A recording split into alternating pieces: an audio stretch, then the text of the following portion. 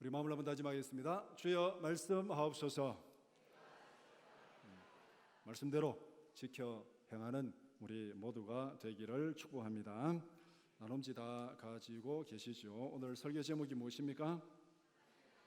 하나님의 관건적인 은혜. 질문 1번 시작. 자신이 살아가는 모습은 믿지 않는 사람들과 다르다고 생각하십니까? 어떻게 생각하십니까? 난 다르다. 확실히 다르다. 술, 담배도 안 하고 주일 되면 놀러도 안 가고 교회 예배드리러 오고 확실히 다르죠. 확실히 다릅니다.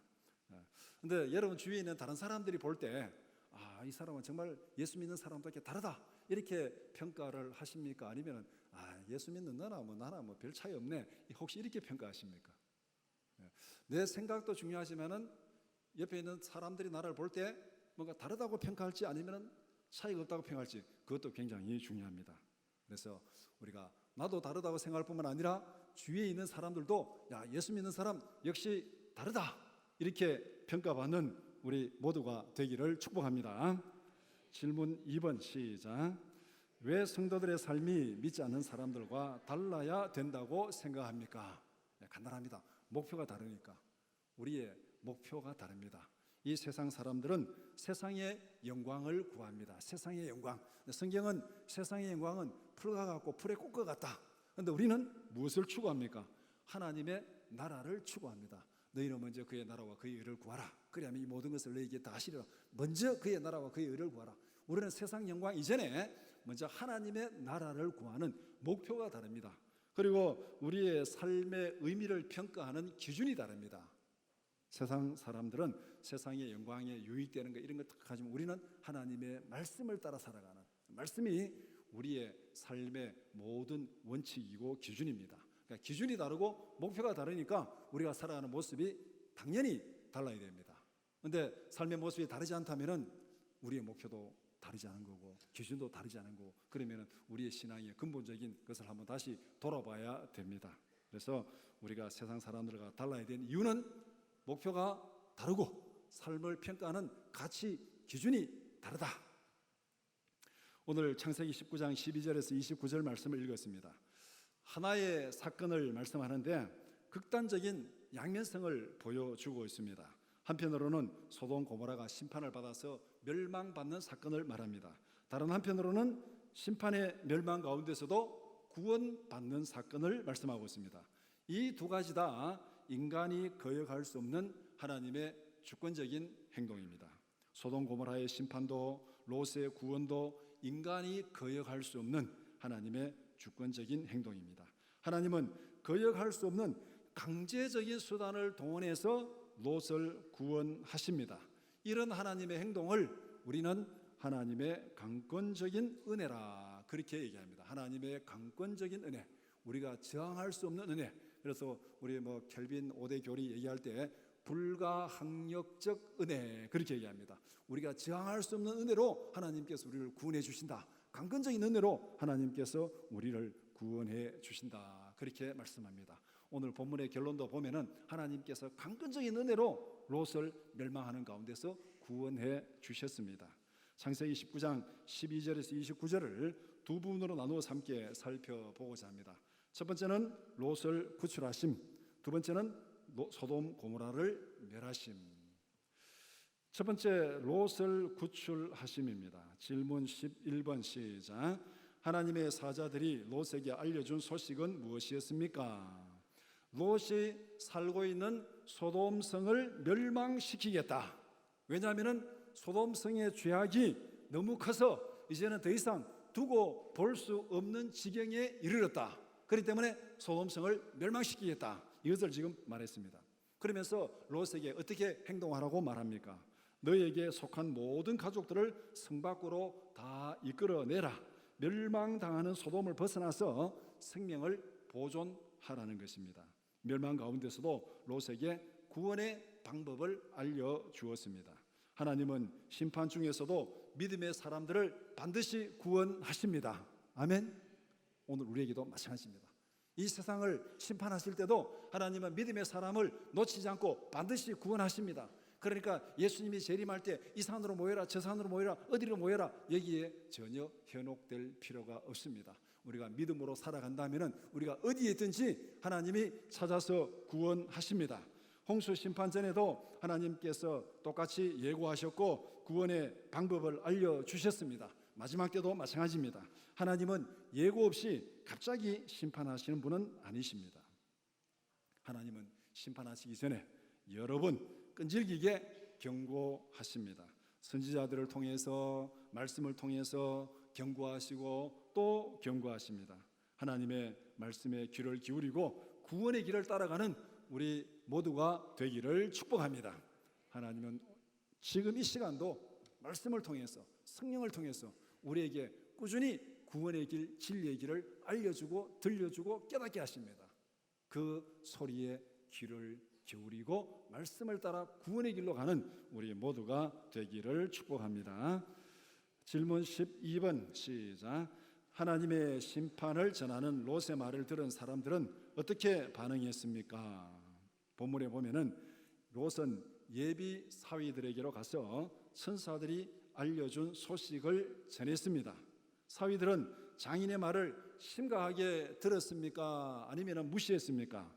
본문에 농담으로 여겼더라. 여기서 농담으로 여겼더라는 말이 무슨 뜻이냐면은 비웃다, 조롱하다 그런 뜻입니다. 비웃다, 조롱하다.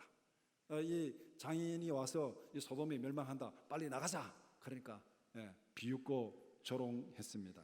사위들의 반응은 두 가지 사실을 보여줍니다. 첫 번째는 소돔성 사람들의 영적인 상태가 얼마나 황폐하게 되었는지를 보여주는 말씀입니다.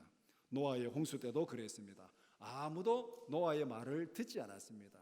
심판이 임하는 그 시대 상황은 바로 이 정도로 하나님의 말씀이 조롱당하고 비웃고 전혀 아무도 신경 쓰지 않는 거기까지 이 영적으로 황폐화된 상황이라는 것을 보여줍니다. 두 번째는 롯의 영적인 영향력이 어떠했는지를 보여주고 있습니다. 롯이 전하는 심판과 구원의 소식은 사위들에게도 전혀 영향력이 나타나지 않았습니다. 그런데 이 사위들이 어떤 사위입니까? 결혼을 했습니까? 안 했습니까? 결혼하지 않았죠? 약혼한 사위입니다. 그러니까 보통 우리가 이 남자분들 결혼하기 전에 예수 안 믿는 사람도 결혼하기 전에는 막 예수 믿는다고 막 약속합니까? 안 합니까? 약속하잖아요. 결혼할 때까지는 막 교회 나오고 그러다가 또 결혼하고 1년 지나면은 안 나오는 사람들 많이 있죠. 그러면은 이 결혼한 사위가 장인 말 더 잘 듣겠어요? 약혼한 사위가 장인 말 더 잘 듣겠어요? 약혼한 사위는 장인 말 더 잘 듣죠. 결혼한 사위보다. 그런데 지금 롯이 약혼한 사위에 가가지고 말했는데 이 약혼한 사위들이 이 장인의 말을 조롱하고 비웃었습니다. 이만큼 롯의 영적인 영향력이 없다는 거예요. 참 좀 비참한 모습 아닙니까? 어쩌면은 롯의 모습이 오늘 우리의 모습을 보는 것 같습니다.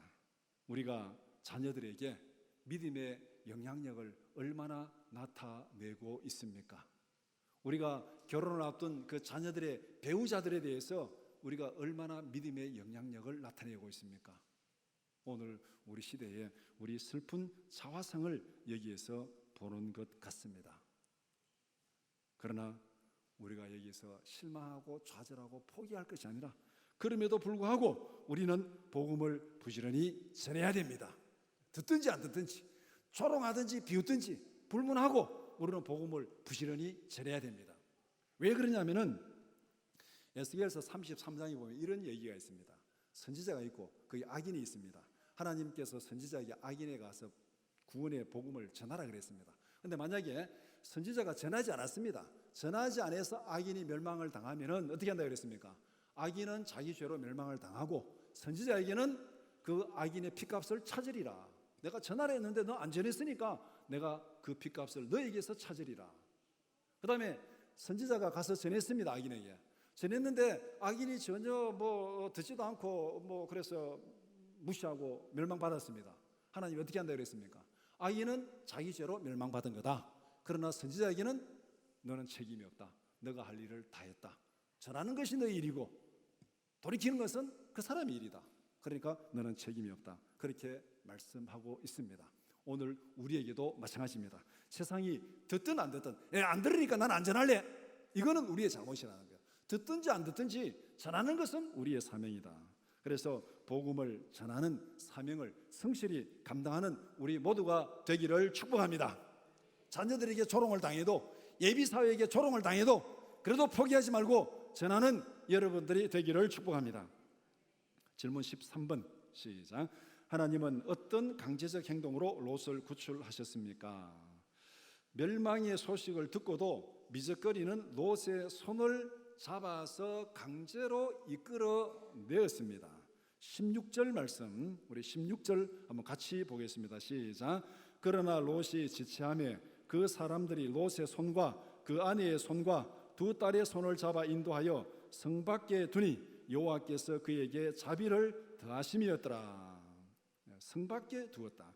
그 손을 잡고 이끌어냈습니다. 강제로 이끌어낸 거예요. 안 나가고 미적거리니까 강제로 이끌어냈습니다. 강제로 이끌어낸 이것을 하나님께서 은혜를 더 베풀어 주신 거다. 은혜를 더해서 강제로라도 구원했다고 그렇게 말하고 있습니다. 자발적으로 순종하지 않으면은 강제적으로라도 이끌어내는 것이 하나님의 은혜입니다. 아멘. 우리가 말씀에 순종하지 아니하고 때로는 기도하지 않을 때 하나님은 강제적인 방법을 동원하십니다. 그것이 어떤 방법이든지 간에 강제적으로라도 우리에게 순종하게 하고 우리에게 기도하게 하는 그것이 하나님의 은혜인 줄 믿습니다. 순종하지 않고 기도하지 않는데도 하나님이 포기하고 지나가면은 그것은 저주예요. 죽음이 눈앞에 닥친 절박한 상황에서도 롯이 미적거린 이유가 무엇입니까? 소돔성에 쌓아둔 재물에 대한 집착과 미련이 많았기 때문에 그렇습니다. 롯이 소돔을 택한 이유도 세상의 풍요와 재물에 대한 욕심 때문에 소돔을 택했습니다. 창세기 13장 10절 11절 우리 같이 보겠습니다. 시작.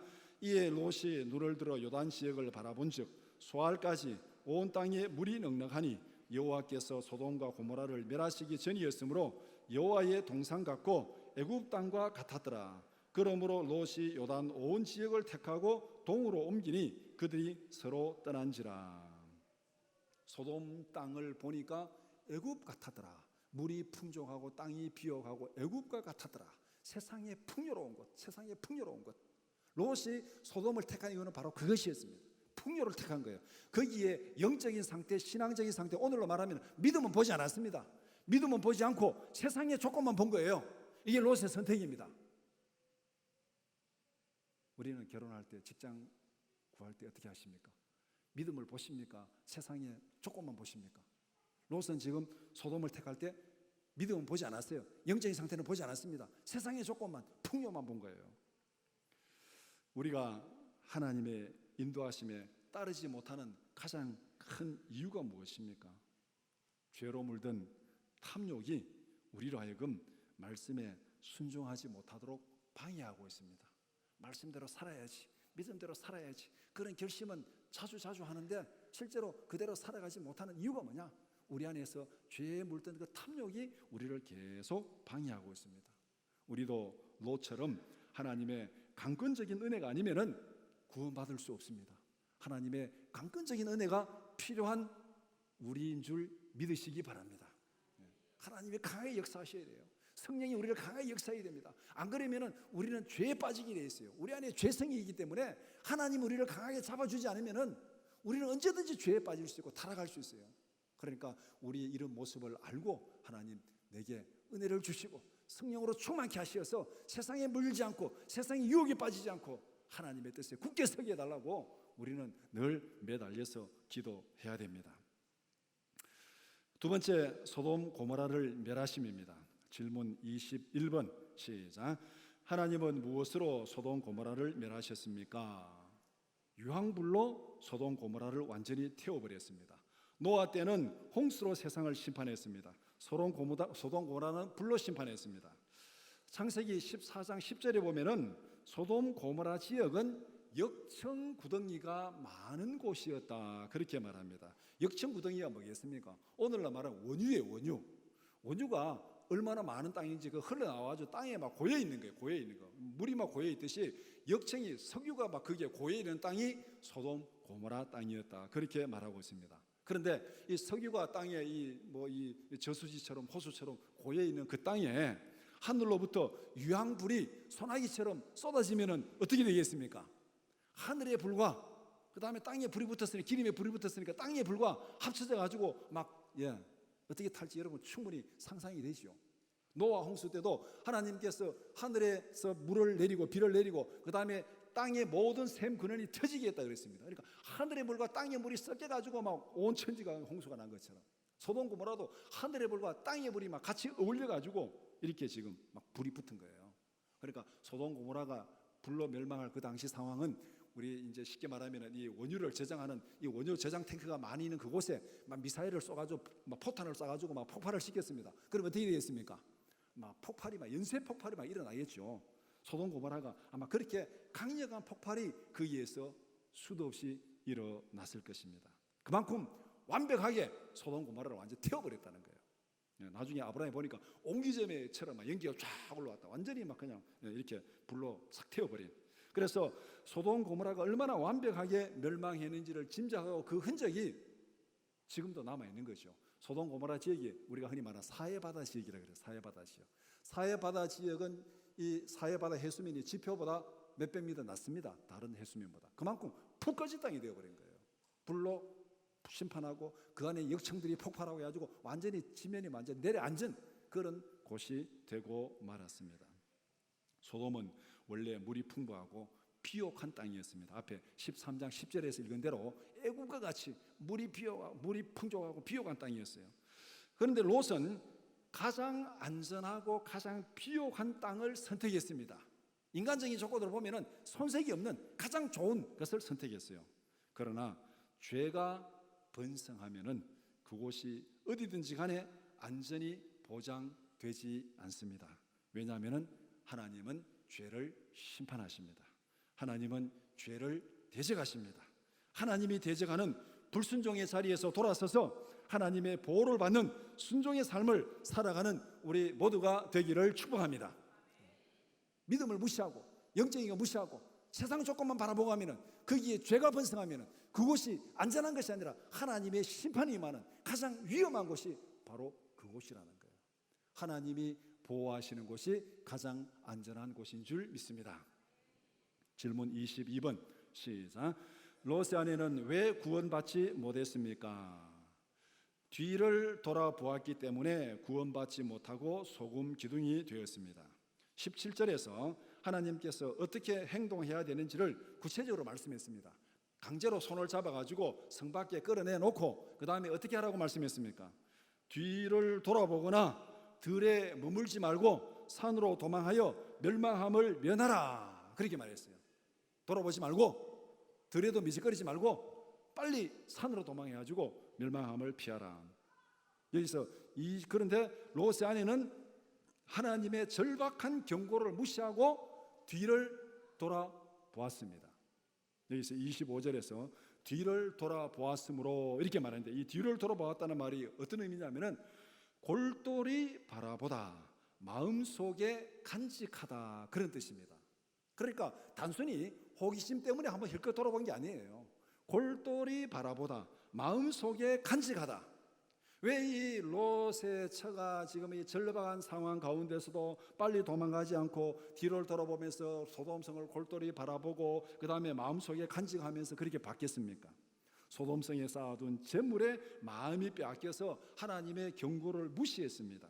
세상의 탐욕이 끌려서 하나님의 경고를 무시하고 하나님의 말씀에 불순종했습니다. 이 모습은 창세기에서 앞에 하와가 선악과를 따먹을 때 그 모습하고 똑같습니다.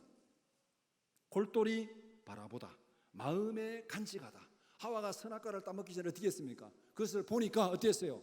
먹음직도 하고 모함직도 하고 지혜롭게 할 만큼 탐스럽기도 한지라 골똘히 바라보고 마음에 간직하고 그래서 사모하는 마음으로 따먹은 거예요.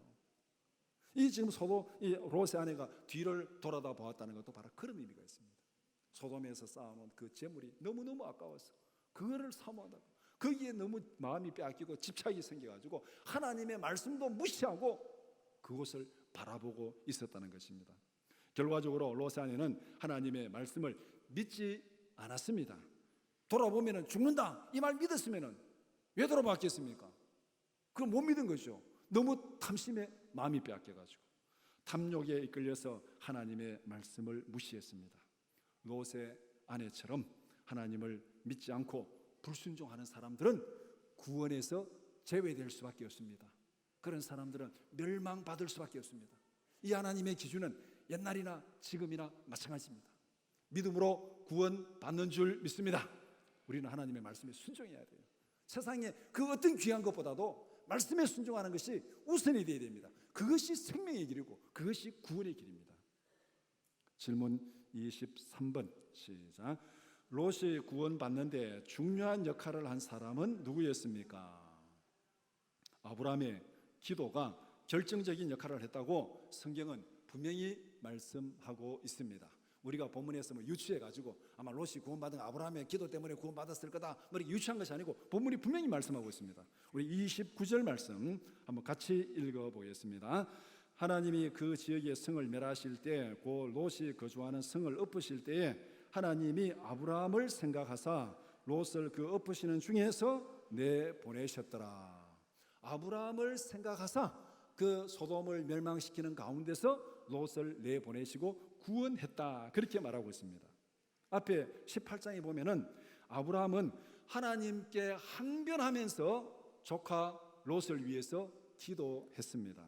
창세기 18장 22절에서 23절 한번 같이 보겠습니다. 시작. 그 사람들이 거기서 떠나 소돔으로 향하여 가고 아브라함은 여호와 앞에 그대로 섰더니 아브라함이 가까이 나아가 이르되 주께서 의인을 악인과 함께 멸하려 하시나이까. 소돔을 멸망시킨다는 말을 딱 듣고 사자들이 떠나가는 거예요. 아브라함이 그 사자들을 배웅을 합니다. 배웅을 하다가 생각해 도저히 안 되겠어요. 소돔에 누가 있습니까? 조카 롯이 있습니다. 고향에서부터 피부지로 따라온 유일한 피부지인데 이 조카 롯은 상속자로 따라온 거예요. 그러니까 이 롯이 죽으면 안 돼요. 그러면 삼촌으로서 얼마나 죄책감과 책임감을 느끼겠습니까? 데려왔는데. 그러니까 이 롯을 생각해서 그냥 여호와 사자를 보낼 수가 없어요. 그래서 여호와 앞으로 나아가서 그냥 보내다가 안 돼서 다시 가까이 가서 이렇게 항변하면서 기도합니다. 뭐라고? 주께서 의인을 악인과 함께 멸하려 하시나이까. 소돔 고모라를 멸하는 건 좋은데 거기에 의인이 있고 하나님의 사람이 있는데 같이 멸하면 되겠습니까? 이 말이에요. 그러니까 하나님께서 나 그렇게 하지 않는다 그랬죠. 그 다음에 이제 쭉 기도가 뭡니까? 의인 50이 있으면은 40이 있으면은 30이 있으면은 20이 있으면은 10명이 있으면 어떻게 하겠습니까? 10명이 있어도 내가 소돔 멸망시키지 않겠다. 그래서 아브라함은 그 다음에 더 이상 기도하지 않고 자신이 없어서 그냥 이렇게 멈췄습니다. 그 다음 날 아침에 여호와 앞에서 기도하던 그 자리에 또다시 갔습니다. 아브라함이 그 자리에 가서 소돔성을 향해 보고 있습니다. 왜 그 자리에 또 거기 나갔겠습니까? 누구 때문에? 롯 때문에. 롯 때문에 롯을 위해서 기도했고 소돔성이 진짜 멸망했는지 거기서 롯이 구원받았는지 이 마음에 이제 너무너무 졸여가지고 잠도 제대로 못 자고 아침 일찍이 거기 나가서 본 거예요. 아브라함의 마음은 온전히 소돔에 있는 롯에게 있었습니다. 하나님은 그런 아브라함을 생각하사 롯을 심판 가운데서 구원하셨다 그렇게 말씀합니다. 우리가 기도하면 현장에서 역사하시는 분은 하나님이십니다. 아멘. 아브라함이 기도했는데 소돔을 엎으시는 중에 롯을 구원하신 분은 누구였습니까? 하나님이 구원하셨어요. 기도는 우리가 하고 현장에서 역사하시는 분은 하나님이십니다. 기도에 대한 이 능력, 이 믿음 이것이 있다면 우리는 담대하게 기도할 수 있습니다. 우리가 기도하면 그 가운데 역사하시는 분은 하나님이시다. 내가 기도하고 내가 거기 가서 구원하는 것이 아니라 내가 기도하면 하나님이 가셔서 구원하십니다. 그러니까 우리는 얼마나 남는 장사입니까? 이게 기도가 얼마나 남는 장사입니까? 야고보서 5장 16절 말씀 시작. 그러므로 너희 죄를 서로 고백하며 병 낫기를 위하여 서로 기도하라. 의인의 간구는 역사하는 힘이 큼이라.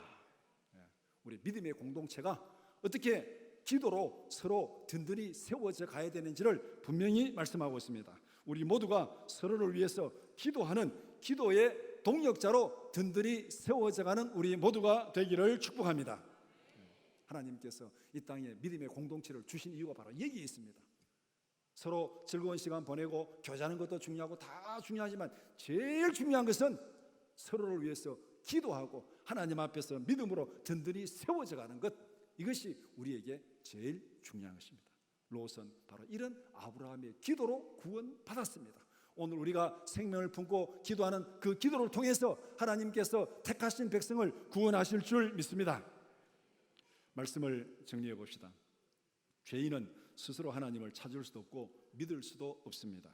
로마서 3장 10절에서 12절 시작. 기록된 바 의인은 없나니 하나도 없으며 깨닫는 자도 없고 하나님을 찾는 자도 없고 다 치우쳐 함께 무익하게 되고 선을 행하는 자는 없나니 하나도 없도다. 그럼에도 불구하고 하나님은 계속해서 구원의 소식을 들려줍니다.